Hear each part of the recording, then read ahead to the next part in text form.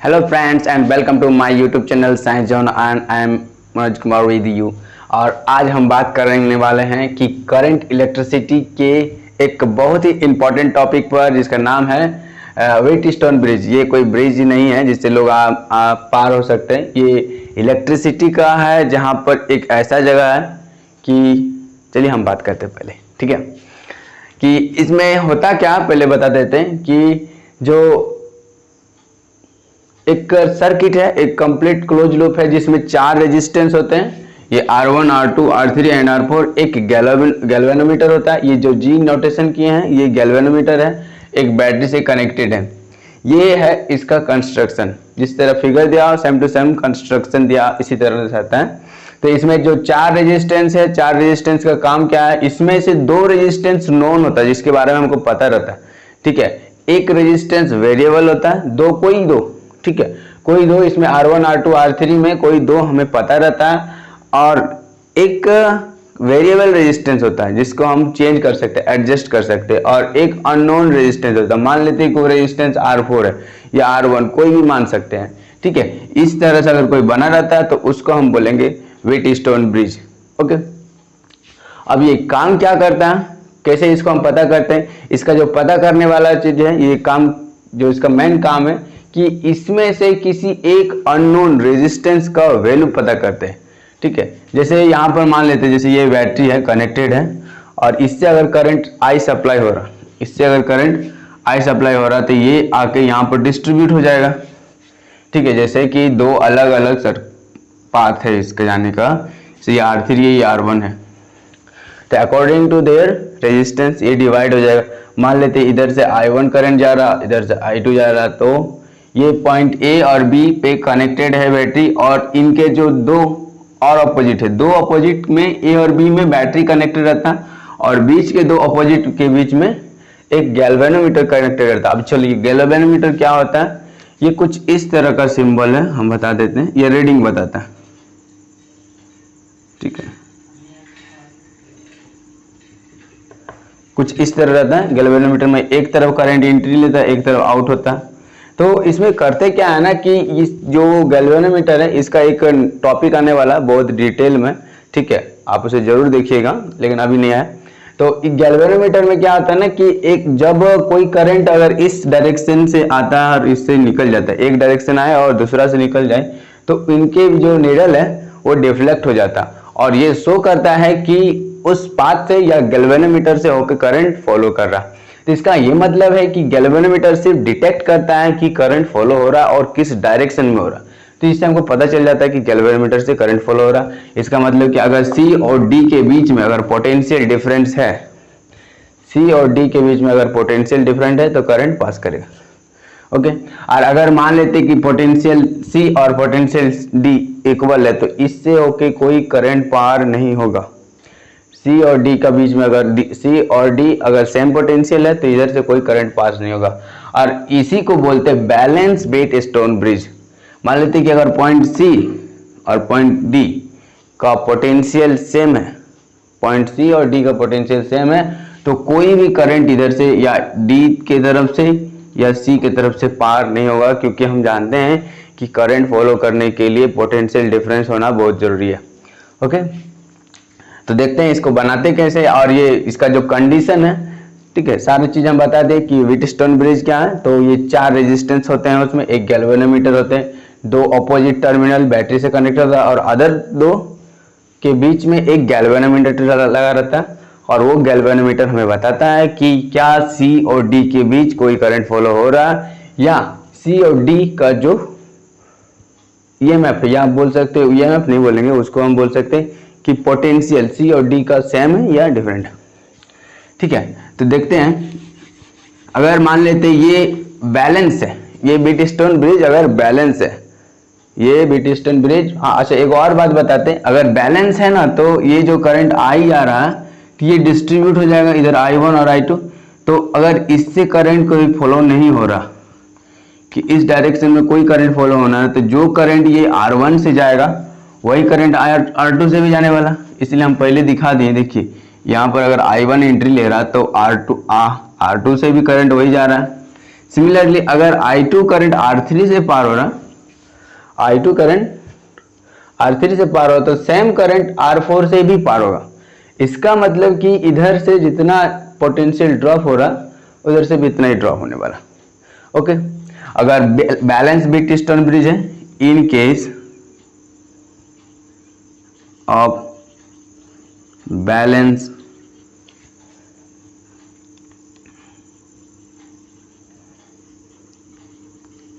With stone bridge,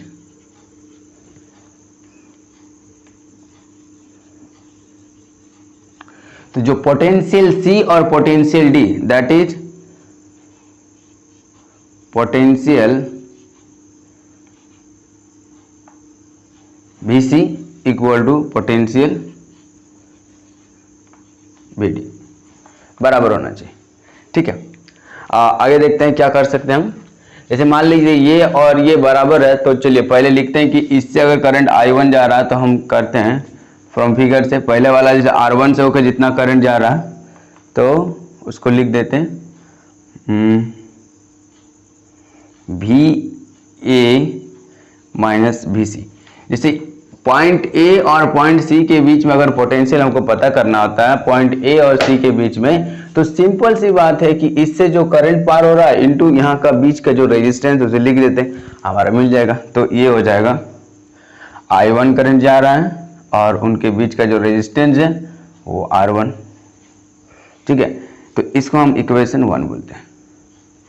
अगर similarly हम ये देखें कि अगर R2 से बात करें, R2 पे, तो R2 पे भी बैलेंस कंडीशन पे कि सेम करंट जा रहा होगा, तो दूसरा वाला में एंड VC, क्योंकि यहाँ C बड़ा है और D बड़ा है, मतलब कि इसका पोटेंशियल ज्यादा है, इससे A C से बड़ा है और C B से बड़ा, तो VC माइनस VB, तो करंट तो I1 ही जा रहा है और I1 करंट और वहां रेजिस्टेंस R2, ये दो हो गया। इसका मतलब कि इससे अगर यहाँ A और C के बीच का अगर पोटेंशियल ड्रॉप लिखना चाहेंगे तो I1 R1, और C और B के बीच में पोटेंशियल ड्रॉप या पोटेंशियल डिफरेंस लिखना चाहेंगे तो I1 R2। ठीक है, अभी काम करते हैं क्या, इक्वेशन 1 और 2 को हम डिवाइड देते हैं, डिवाइड इक्वेशन 1 एंड 2। अगर हम डिवाइड दे दें तो हमें जो मिल जाएगा, देखिए ये हो जाएगा VA minus VC divided by VC minus VB equal to, ये I कट जाएगा क्योंकि I1 दोनों बराबर है, तो ये हो जाएगा R1 बाई R2। इसको हम इक्वेशन 1 बोलते हैं। ठीक है, इक्वेशन 1 है और ये सिर्फ कुछ नहीं की, इसको डिवाइड कर दे, 1 और 2 को डिवाइड कर देने से आ गया। अगर हम नेक्स्ट का बात करेंगे, इधर से इस पॉइंट से अगर जा रहा है, जैसे A से होके D और D से होके B जा रहा है और सेम करंट जा रहा है, इससे भी जो करंट हो रहा है वो I2 ही है और इससे जो R4 से जो जा रहा है वो भी I2 है। तो उसके लिए लिखेंगे ऑल्सो, तो VA माइनस VD वो क्या हो जाएगा, ये हो जाएगा I2 R3। इस और इसके बीच में अगर पोटेंशियल डिफरेंस का बात करेंगे तो I2 R3, इसको इक्वेशन हम 3 बोलते हैं। और VD माइनस VB, VD यहाँ VD माइनस VB, और ये हो जाएगा फिर से I2 R4, इसको इक्वेशन हम 4 बोलते हैं।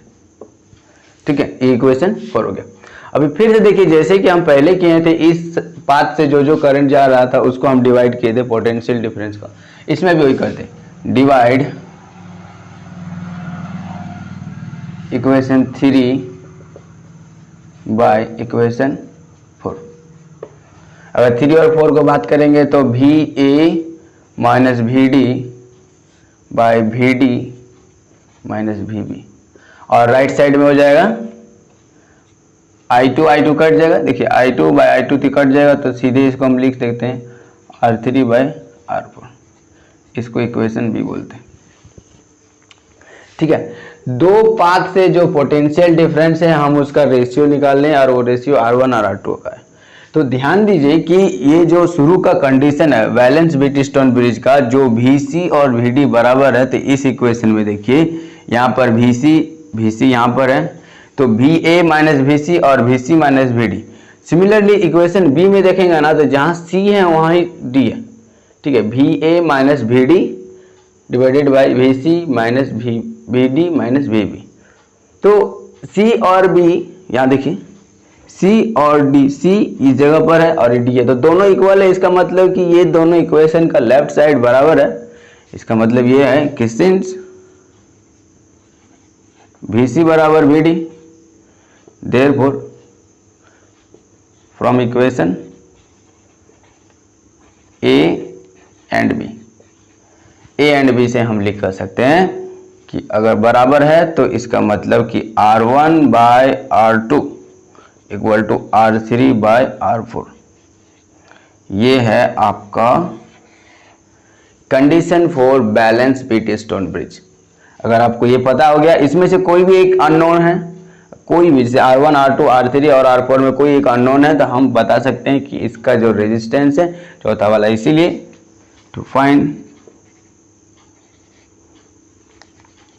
अच्छा ठीक है, हमको लगता है कि आप समझ गए होंगे, फिर भी एक बार और बता देते हैं कि बैलेंस व्हीटस्टोन ब्रिज क्या है। कि इसमें 4 रजिस्टर होते हैं, एक गैल्वेनोमीटर और एक बैटरी कनेक्टेड होते हैं, ठीक है।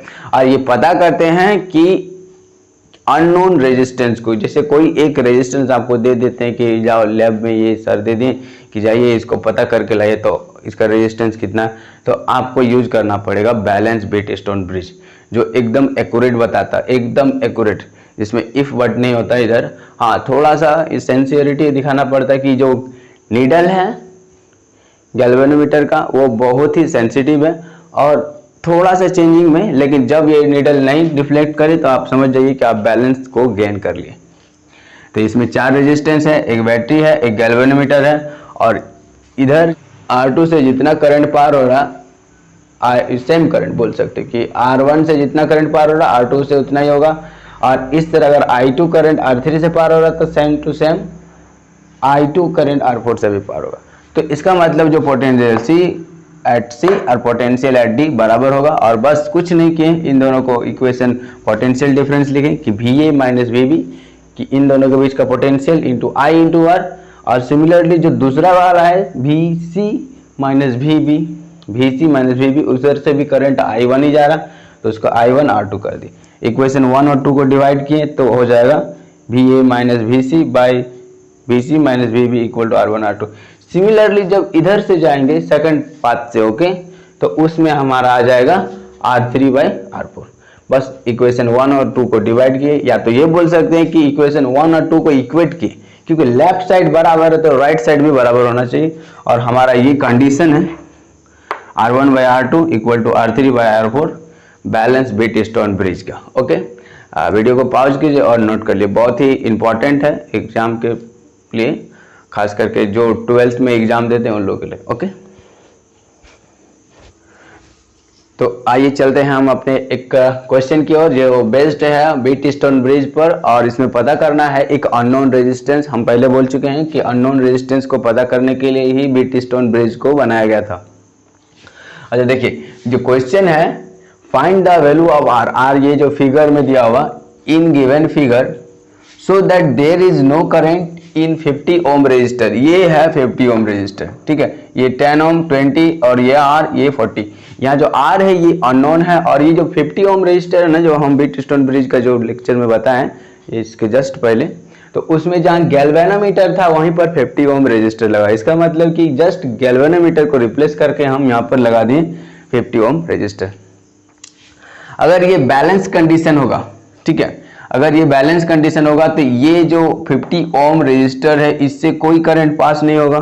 इसका मतलब इधर से जितना करंट जा रहा है उधर से भी, इधर से करंट अगर जा रहा है I1 अगर 10 ओम से जा रहा तो ये I2 I1 इसी से जाएगा, और सिमिलरली अगर ये I2 इधर से जा रहा तो I2 40 ओम से भी जाने वाला।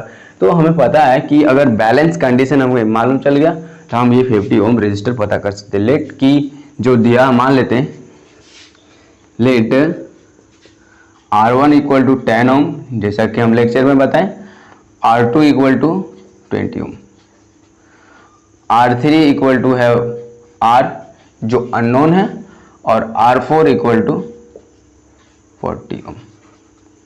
तो अगर ये बैलेंस कंडीशन, ऐसे हम नाम दे देते, मान लेते ए, इस पॉइंट का नाम बी है, इस पॉइंट का नाम सी है, और इस पॉइंट का नाम डी, और सी और डी अगर सेम पोटेंशियल है तो कोई करंट ना 50 ओम से पार नहीं होगा।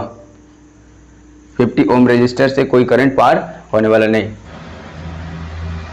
तो according to balance wheatstone bridge क्या होता है कि अकॉर्डिंग टू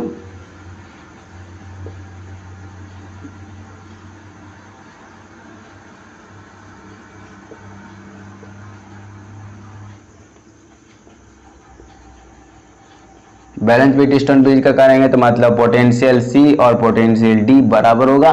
तो सीधे से हम उस फॉर्मूला का यूज करेंगे जो हम रिलेशन लाए थे, दैट इज कि R1 by R2 equal to R3 by R4। ठीक है, देखिए यहाँ पर R3 है ना, वो है R। तो सिंपल सी बात है कि अगर हमको अननोन पता करना R3, तो R3 बराबर हो जाएगा R1 by R2 into R4, और ये R है तो हमें पता करना बहुत ही आसान है। R1 का वैल्यू हो जाएगा 10, और R2 का वैल्यू है 20, और R4 का वैल्यू है 40। अगर इसको सॉल्व करते हैं तो बहुत ही इजीली से बन जाएगा 2 2 जा 4। इसका मतलब कि जो R रेजिस्टेंस अननोन है वो 10 2 जा 20 ओम। जो अननोन रेजिस्टेंस है इस क्वेश्चन में वो R20 ओम रेजिस्टर का होगा। ठीक है, बहुत ही इजी है, कुछ करना नहीं है, बस आपको ये रिलेशन याद रखना। ये अगर आप याद रख लेते हैं कि R1 by R2 equal to R3 by R4, तो आप इजीली से ये क्वेश्चन बना सकते हैं। ओके, आई थिंक कि आप समझ गए। वीडियो को पॉज कीजिए और नोट कर लीजिए। तो चलते हैं अपने एक नेक्स्ट क्वेश्चन की, और नेक्स्ट क्वेश्चन ये है कि find the equivalent resistance of the network shown in figure between the points A and B। ये A है और ये B है। इस फिगर का जो नेटवर्क है तो इसका इक्विवेलेंट ना हमको निकालना है रेजिस्टेंस। अभी तो ऐसे जब क्वेश्चन देखते हैं तो पहले ध्यान देते हैं कि कहीं ये जो नेटवर्क है, ये जो सर्किट है, ये कहीं व्हीटस्टोन ब्रिज तो नहीं है। तो व्हीटस्टोन ब्रिज का आपको कंडीशन पता होना चाहिए, तभी हम इस तरह क्वेश्चन हम बना सकते हैं, नहीं तो ये बहुत ही डिफिकल्ट हो जाता है। ठीक है, जैसे मान लेते हैं कि ये 30 है और ये भी 30 ओम है। ठीक है, ये 30 ओम, ये 30 ओम, और ये भी E15। तो अगर हम बात करेंगे पॉइंट A और B के बीच में, तो कहीं जिसे let R1 equal to 15 ohm, R2 equal to 15 ohm, R3 equal to 30 ohm लिख देते हैं, 30 ओम, और R4 इक्वल टू हो जाता है 30 ओम। तो अगर ये व्हीटस्टोन ब्रिज बैलेंस्ड है, चेक करते हैं, अगर बैलेंस्ड है तो ही फॉर्मूला, ये क्वेश्चन उस तरफ से हम बना सकते हैं। तो इसका मतलब कि ये पॉइंट अगर C होगा और ये पॉइंट D हुआ, तो इनके बीच में कोई करंट फॉलो नहीं होगा। इसका मतलब पॉइंट C और D सेम पोटेंशियल में होगा। तो हम उस कंडीशन को लिख सकते हैं अकॉर्डिंग टू बैलेंस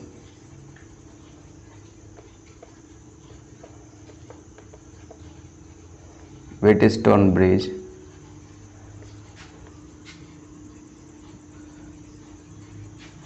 तो वो जो कंडीशन हो जाएगा कि R1 by R2 equal to R3 by R4। अगर ये आता है तो पहले हम निकाल लेते हैं R1 बाय R2 कितना होता है। ठीक है, ये अगर R1 बाय R2 आता है तो वो देखिए कितना होता है, ये 15 बाय 15 हो गया 1, और R3 बाय R4 अगर निकालना चाहेंगे, R3 बाय R4 मतलब कि 30 बाय 30, ये हो जाएगा 1।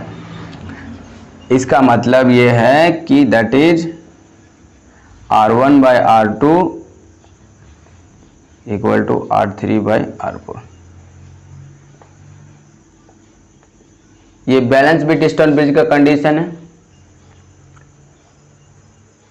ठीक है, तो जब बैलेंस बिट स्टोन ब्रिज होता है तो इधर सी और डी से कोई करंट पार नहीं होगा, तो इसका मतलब ये जो रजिस्टर को हम ना नेगलेक्ट कर सकते, जब करंट ही नहीं है तो उससे कोई इफेक्ट होने वाला नहीं है, ठीक है। तो इसीलिए so we can neglect 50 ohm resistor, ठीक है, 50 ओम रजिस्टर। तो इससे एक इक्विवेलेंट हमको फिगर मिल जाता है, वो कुछ इस तरह है।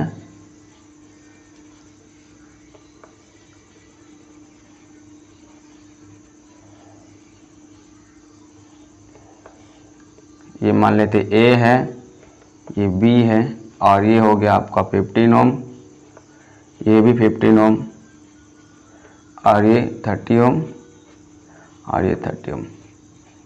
तो यहाँ पर जो R1 R2 सीरीज में है, R3 R4 भी सीरीज में है, तो इन दोनों का हम इक्विवेलेंट निकाल सकते हैं। तो सीधे बात करते हैं, since R1 R2 are in series, तो इन दोनों के लिए हम लिखते हैं इक्विवेलेंट R डैश, ठीक है। R1 R2 के लिए R डैश लिखते हैं, तो इक्विवेलेंट देयरफॉर R इक्विवेलेंट लिख देते हैं, R dash equivalent.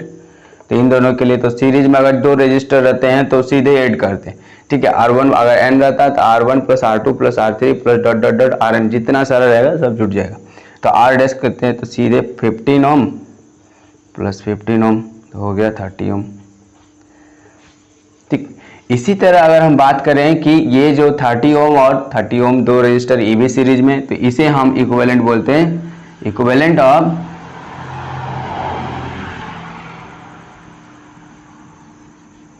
30 ohm and 30 ohm resistor. तो उसको हम R डबल डैश इक्विवेलेंट बोलते हैं, R डबल डैश इक्विवेलेंट। तो उसको सीधे लिखेंगे 30 प्लस 30 दैट इज की 60 ओम रजिस्टर। अभी हमको एक नया रजिस्टर मिल गया, दो नया, एक है R डैश इक्विवेलेंट, एक R डबल डैश इक्विवेलेंट। तो और ये दोनों हो जाएगा पैरेलल में, क्योंकि इनका जो इक्विवेलेंट है ये और ये वो पैरेलल में होगा। तो जो नेट रहेगा दैट इज की इक्विवेलेंट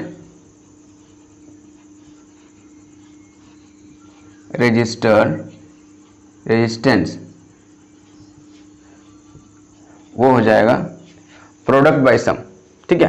प्रोडक्ट बाय सम, तो R लिखते हैं उसको हम, तो ये इसका और इसका, तो प्रोडक्ट हो गया 30 इंटू 60 बाई 30 प्लस 60, तो ये कट सेट क्या आ जाएगा 20 ओम, ठीक। आई होप कि आपको ये समझ में आ गया होगा कैसे किए ये। फिर से हम बता देते क्या करने, कि अगर ये बैलेंस बिट स्टोन ब्रिज है तभी इस तरह से हम बना सकते, नहीं तो ये बहुत ही डिफिकल्ट हो जाएगा। कि पॉइंट सी और पॉइंट डी अगर सेम पोटेंशियल है तो इससे कोई करंट पास नहीं होगा, और ये वाला तब हम इसको नेगलेक्ट कर सकते हैं। तो अगर उसका हम बात करें तो ये देखिए कि अगर बैलेंस, इसे हम मान लेते हैं कि ये R1 है, R2 है, R3 और R4 जो हम लिख चुके हैं पहले ही। तो अगर बैलेंस बिट स्टोन ब्रिज का बात करें तो R1 बाय R2 और R3 बाय R4 बराबर होना चाहिए, जो रेशियो रहता है। तो इस हिसाब से ये बैलेंस्ड कंडीशन है। अगर मान लेते हैं कि ये बैलेंस्ड कंडीशन है तो ये 50 ओम रजिस्टर को हम नेगलेक्ट करेंगे। नेगलेक्ट करने से ये हमारा इक्विवेलेंट फिगर कुछ इस तरह से बन जाएगा, ठीक है, कि ये 15 ओम, ये 30 ओम का। तो अगर इस तरह होगा तो ये 15 और 15 का हम सीरीज में इक्विवेलेंट निकालेंगे, और ये 30 और 30 का हम सीरीज में इक्विवेलेंट निकालेंगे। तो since R1 R2 connected are in series, तो इन दोनों का इक्विवेलेंट 30 ओम होगा, जबकि 30 और 30 का जो होगा वो है सीरीज में, तो ये हो गया।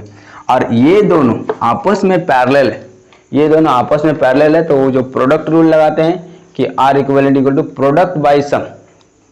तो 30 इंटू 60, ये 30 था, उधर वाला 60 है, तो 30 इंटू 60 बाई 30 प्लस 60, और हमारा जो आंसर आ जाएगा वो 20 ओम। ओके, बहुत ही अच्छा क्वेश्चन था। अब वीडियो को पॉज कीजिए और नोट कर लीजिए। और हाँ, अगर चैनल में नए हैं तो प्लीज़ सब्सक्राइब कीजिए, शेयर कीजिए, कुछ भी कीजिए। तो आइए चलते हैं हमारे एक और नए क्वेश्चन की ओर। और ये क्वेश्चन है, एक फिगर है, काफ़ी कॉम्प्लिकेटेड फिगर दिखता है, लेकिन इसको उतना ही सिंपल से हम बनाएंगे। क्वेश्चन ये है, find the equivalent resistance of the network shown in figure between the points A and B. ये ए है और बी है, इसमें जो नेटवर्क है वो है 5 रेजिस्टेंस है, 1 2 3 4 5, 5 रेजिस्टेंस और पांचों का जो वैल्यू है ना वो इक्वल। तो ये ना हमको ना सीरीज में दिख रहा है ना पैरेलल में, बड़ा कॉम्प्लिकेटेड है। अगर बात करेंगे इस लाइन में तो हमको सीरीज में दिखता, बट इसके साथ ये पैरेलल में दिख रहा, फिर इस सीरीज के साथ ये पैरेलल में दिख रहा, लेकिन यहाँ पर थोड़ा गड़बड़ है और उस गड़बड़ को ठीक करते हैं। हम देखें कैसे। इस सब को ना एक वैल्यू का मान दे देते, मान लेते कि ये जो पॉइंट है ये 1 है और ये पॉइंट 2 है, ठीक है। इस पॉइंट जहाँ कनेक्शन हुआ, जहाँ जहाँ कनेक्शन हुआ उसको हम 1 और 2 बोल देते हैं। तो अभी बात करते हैं इस तरह का एक और हम प्रॉब्लम बना चुके हैं, जब हम रजिस्टर का एक क्वेश्चन बताए थे जिसमें 3 रजिस्टर था, RRR 3R था और कुछ इसी तरह से था। तो हम इसको भी उसी तरह सॉल्व करेंगे कि 1 और 2 ए और बी। तो अगर मान लेते हैं कि हम 3 पॉइंट को बात करते हैं, ये अगर मान लेते ए से करंट आ रहा है, पोटेंशियल ए को हाई बोलते हैं, पोटेंशियल एट बी को लो बोलते हैं, तो करंट इधर से फॉलो करेगा, डिस्ट्रीब्यूट हो जाएगा। तो कुछ इस तरह से हम इसको फिगर को सिंप्लीफाई करते हैं। देखिए कि ये अगर पॉइंट ए है तो इससे करंट आता है और एक हिस्सा इधर चल जाता है, एक हिस्सा इधर, इसको मान लेते हैं रेजिस्टेंस, ये R इसके लिए लिखें, और इधर जो डिस्ट्रीब्यूट हो गया ये इधर, ठीक है। इस पॉइंट को बोल देते, देखिए ये वाला जो रेजिस्टर है ये R2 है, ये पॉइंट R2 से कनेक्टेड है तो इस पॉइंट को R2 बोलते हैं, ठीक है। ये जो A है, A और 2 के बीच में एक रेजिस्टेंस है तो हम 2 को इधर बोल देते हैं, और इधर देखिए A और 1 के बीच में एक रेजिस्टर है तो यहाँ पर हम इसको 1 बोलते हैं, इस पॉइंट का, ठीक है। यह एक और चीज़ ध्यान दीजिए कि 1 और 2 के बीच में एक और रेजिस्टर, 1 और 2 के बीच में एक रेजिस्टर है तो इसको हम ऐसे लिख सकते हैं कि जो A है ना, कि A से कनेक्टेड होके 2 पे जा रहा है तो A से 2 पर एक रेजिस्टर है जिसका R वैल्यू है, और इधर A से 1 पे जा रहा है तो वहाँ पर भी उसके बीच में एक रेजिस्टर है। देखिए 1 और 2 के बीच में ना एक रेजिस्टर है। और अगर हम बात करेंगे 2 से 2 पर B से जा रहे हैं तो इसके बीच में एक और रेजिस्टर है, और 1 से B के बीच में भी, इस पॉइंट को अगर B बोलते हैं तो 1 और B के बीच में, 1 और B के बीच में एक रेजिस्टर है, ठीक है। ये हमें दिख रहा कुछ बैलेंस बिट स्टोन ब्रिज जैसा, कि इधर से करंट जा रही है और इधर से निकल रही है, और इसके बीच में 1 और 2 एक क्या बोल सकते हैं कि ये अगर एग्जिस्ट करता है, मान लेते हैं कि ये बन जाता है इन लोगों का रेशियो, जैसे ये इसको अगर R1 बोलते हैं, मान लेते हैं ये R1 है, ये R2 है, ये R3 है और ये अगर R4 है, ठीक है। अगर R1, R2, R3 और R4 एक बैलेंस बिट स्टोन ब्रिज का फॉर्म करता है तो हम इस जो बीच वाला R है, 2 और 1 को जो कनेक्ट करते हैं उसको हम नेगलेक्ट कर सकते हैं, ठीक है। जो 2 और 1 को कर रहा है कनेक्ट, उसके बीच में जो रजिस्टर है उसको हम नेगलेक्ट कर सकते हैं। देखिए ये है कि नहीं पहले चेक कर सकते हैं। Since R1 equal to R और R2 इक्वल टू भी R, R3 equal to R और R4 इक्वल टू भी R है, तो R1 बाय R2 हो जाएगा R बाय R, इसका मतलब 1 है, और R3 बाय R4 तो हो जाएगा ये R बाय R, इसका मतलब 1। इसका मतलब ये है कि R1 by R2 equal to R3 by R4, R1 by R2 equal to R3 by R4। ये बैलेंस बिट स्टोन ब्रिज बना रहा है, ठीक है। ये जो बना रहा है ना, ये बैलेंस बिट स्टोन ब्रिज बना रहा है, और अगर बैलेंस बिट स्टोन ब्रिज होता है तो इसको हम ना नेगलेक्ट करते हैं। तो ये एक हमको फिगर बन जाएगा, नया फिगर, जिसमें हमको रेजिस्टेंस कुछ इस तरह दिखेगा।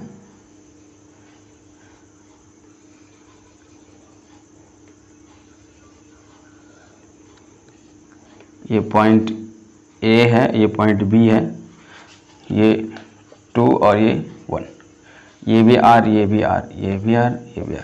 तो ये दोनों सीरीज में है और ये दोनों सीरीज में, एकदम सिमिलर उसी तरह का क्वेश्चन है जो अभी हम बनाए थे इससे पहले, कि ये दोनों का सीरीज का बात करेंगे तो ये हो जाएगा R प्लस R 2R और ये भी R। तो इक्विवेलेंट रेजिस्टेंस हो जाएगा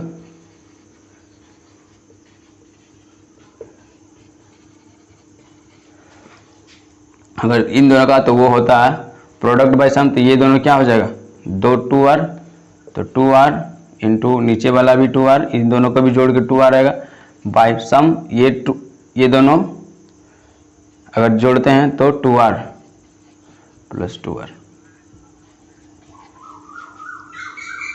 तो ये हो जाएगा 4r स्क्वायर बाय 4r, तो ये हो जाएगा r। इसका मतलब इसका जो इक्विवेलेंट रेजिस्टेंस होगा ये r। यहाँ पर थोड़ा सा प्रॉब्लम हो सकता है कि ये सर समझ में नहीं आ रहा, तो ये एक्चुअली में इन दोनों का रेजिस्टेंस, ये r और r का जो रेजिस्टेंस का सम होगा, हम फिगर बना देते थोड़ा सा उसका।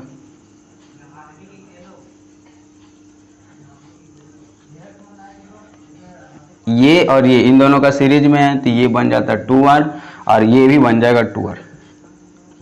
और इसके बाद हम निकाले हैं कि अगर दो इस तरह रेजिस्टेंस रहें कि एक 2r है एक 2r है, तो तब हम फॉर्मूला लगाते हैं product by sum. Okay, I hope कि ये आपको लेक्चर अच्छा लगा होगा। वीडियो को शेयर कीजिए, लाइक कीजिए और सब्सक्राइब कीजिए। Thank you.